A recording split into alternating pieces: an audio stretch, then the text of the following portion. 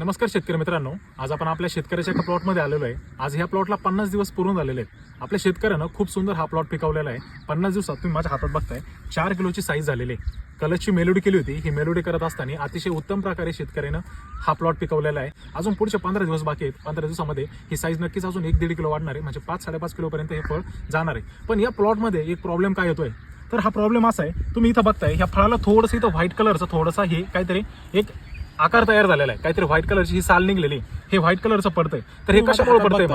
माझ्या हातात बघताय हिरव्या कलरची आळी फळावरती होती। ही हिरव्या कलरची आळी या फळाला कुरतडते, त्यामुळे जी कलिंगडची काळी साल ही काळी साल निघून जाते आणि खाली हे व्हाईट कलरचं तयार होतं। तर मग याच्यासाठी आपण इथं उपाय काय केला पाहिजे, तर याच्यासाठी आपण इथं दिल्ली गेटचा स्प्रे केला पाहिजे।